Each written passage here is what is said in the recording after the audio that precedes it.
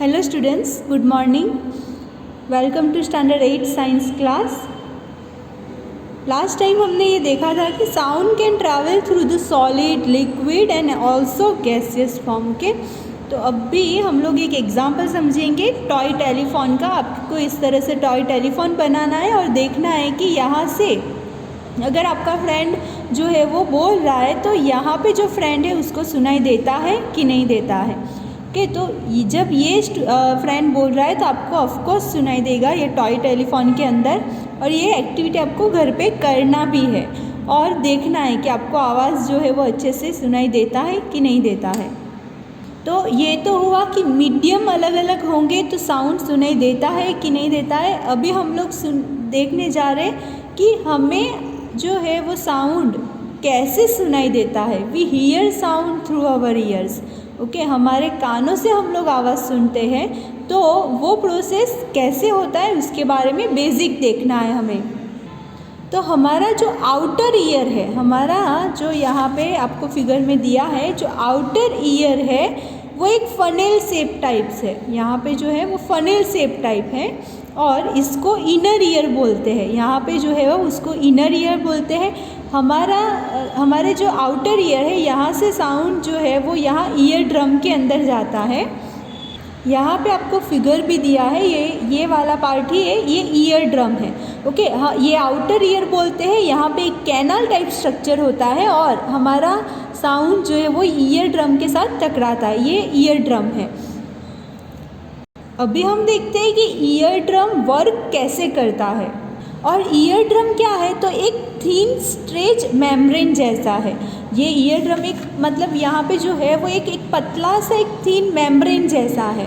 उसका वर्क देखने के लिए हमें एक्टिविटी 13.10 दिया गया है, जिसमें हमें एक प्लास्टिक या तो एक टीन कैन लेना है, उसके दोनों एंड्स को हमें कट कर देना है और एक एंड के ऊपर हमें पीस ऑफ रबर बलून जो है वो लगा देना है यहाँ पे रबर बैंड से, और एकदम टाइट यहाँ पे अच्छे से कर देना है।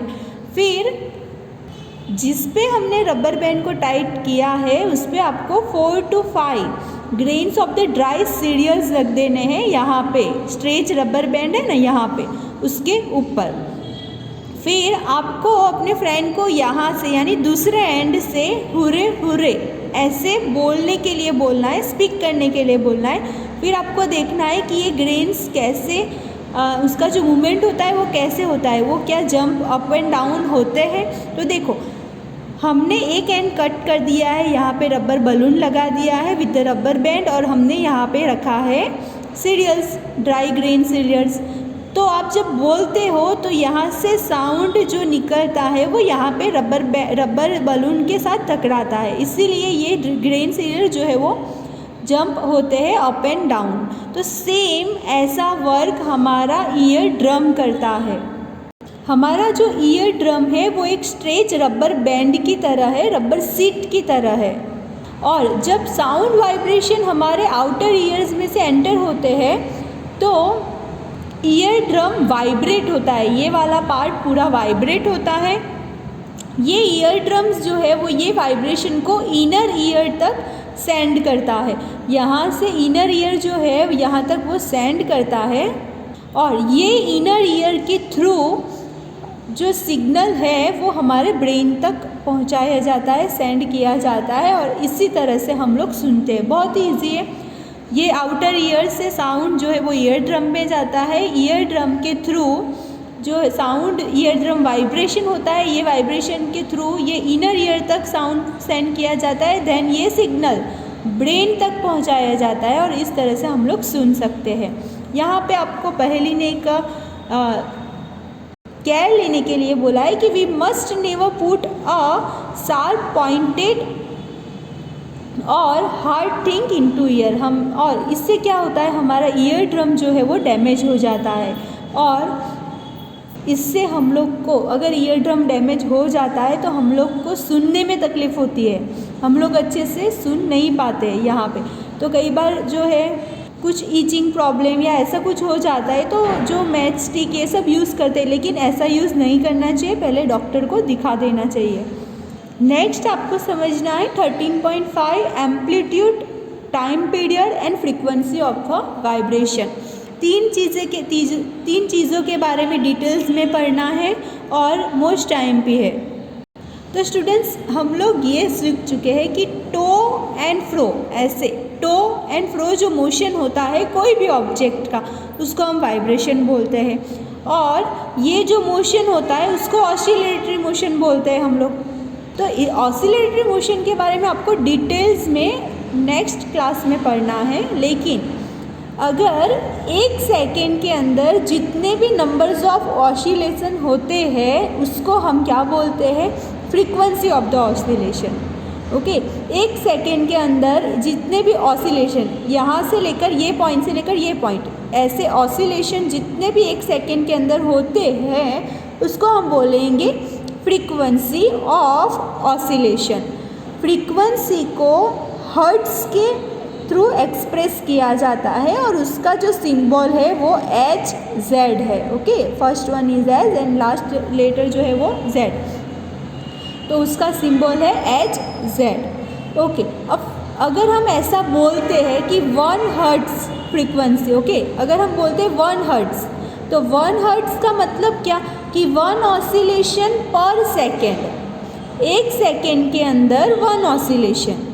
Okay, if an object oscillates 20 times in 1 second, कोई ऑब्जेक्ट ऐसा है जो 1 सेकेंड के अंदर 20 टाइम्स उसने ऑसिलेशन किया है, मतलब क्या कि ये पॉइंट से लेकर ये पॉइंट तक, यानी कि 1 2 3 इस तरह से, मतलब ये जब ऑसिलेशन काउंट करते हैं तो इस तरह से करते हैं, ये पॉइंट से स्टार्ट किया और ये पॉइंट पे ख़त्म करना है, तो यहाँ से ये हुआ, फिर यहाँ पे आया तो ये 1, फिर से गया और फिर से आया तो 2, मतलब ऑसिलेशन जब काउंट करते हैं तो इस तरह से करते हैं। तो अगर एक सेकेंड के अंदर 20 टाइम्स ऑसिलेशन किया है तो उसकी फ्रीक्वेंसी क्या होगी, उसकी फ्रीक्वेंसी होगी 20 हर्ट्ज, क्योंकि उसका डेफिनेशन ही है कि नंबर ऑफ ऑसिलेशन पर second is called the frequency of the oscillation.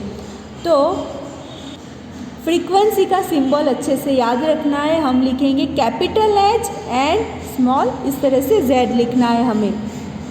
Next है एम्पलीट्यूड के बारे में पढ़ना है, जिसमें भी आपको एक एक्टिविटी दिया गया है।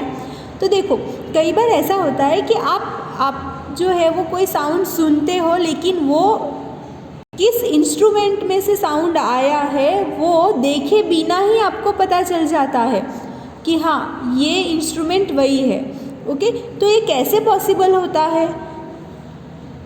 तो एम्पलीट्यूड एंड फ्रीक्वेंसी ऐसे टर्म्स है जिससे कि हम लोग ये साउंड का पता कर सकते हैं। जैसे कि कहीं पे फ्लूट प्ले हो रहा है लेकिन आप सुन रहे हो, लेकिन आपको पता चल ही जाएगा कि ये फ्लूट ही प्ले हो रहा है। तो उसके लिए हमें ये समझना है टर्म एम्पलीट्यूड एंड फ्रीक्वेंसी क्या है। एक्टिविटी 13.11 दिया है और यही एम्पलीट्यूड टर्म्स के ऊपर से हमें लाउडनेस एंड पिच समझना है कि लाउडनेस एंड पिच क्या है। एक मेटालिक टम्बलर लेना है, एक स्पून लेना है। फर्स्ट आपको ये नहीं लेना है, थर्मोकोल बॉल उस बाद में आएगा। तो ये मेटालिक टम्बलर लेकर आपको टेबल स्पून को जेंटली सिर्फ स्ट्राइक करना है ये टम्बलर के ऊपर, जेंटली।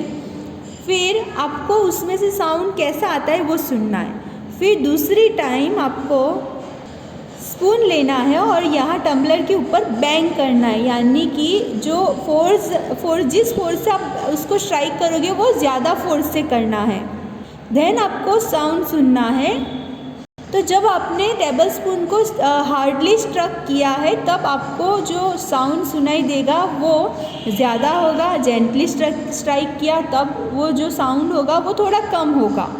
नेक्स्ट टाइम आपको क्या कर देना है, थर्मोकोल बॉल लेना है, उसको इस तरह से कोई वायर या कोई भी इस तरह से अरेंजमेंट कर देना है इस तरह से। फिर हमें टेबल स्पून को फिर से लेना है और उसको जेंटली स्ट्राइक करना है। स्ट्राइक किया, फिर थर्मोकोल जैसे ही स्ट्राइक करेंगे यहाँ पे साउंड प्रोड्यूस होगा और थोड़ा सा यहाँ पे वाइब्रेशन होगा। ये थर्मोकोल बॉल को इसके नज़दीक लेकर जाना है। तो आप देखोगे ये थर्मोकोल बॉल जो है ना वो थोड़ा सा इस तरह से डिस्प्लेसमेंट होगा, थोड़ा सा डिस्प्लेस होगा। क्यों? क्योंकि वाइब्रेशन है, ये थर्मोकोल बॉल भी वाइब्रेट होगा। नेक्स्ट टाइम आपको क्या करना है, जब ये सब वाइब्रेशन स्टॉप हो जाए उसके बाद में ये टम्बलर को आपको फिर से हार्डली स्ट्राइक करना है। पहले आपने जेंटली किया, अभी हार्डली स्ट्राइक करना है। फिर यही थर्मोकोल बॉल को यहाँ पे नज़दीक लेकर जाना है। तो आप देखोगे कि ये थर्मोकोल बॉल तो उसका जो डिस्प्लेसमेंट हुआ है ना वो थोड़ा ज़्यादा होगा, उसका जो मूवमेंट वो मतलब वो यहाँ से लेकर यहाँ तक जब आएगा वो मूवमेंट ज़्यादा होगा, डिस्टेंस ज़्यादा होगा। तो यहाँ पे थर्मोकोल बॉल ने जितना भी डिस्प्लेसमेंट किया है वो क्या है, वो तो measure of amplitude of the vibration of the tumbler. जितना डिस्प्लेसमेंट किया है उसने वो एम्पलीट्यूड मेज़र करता है ये साउंड का।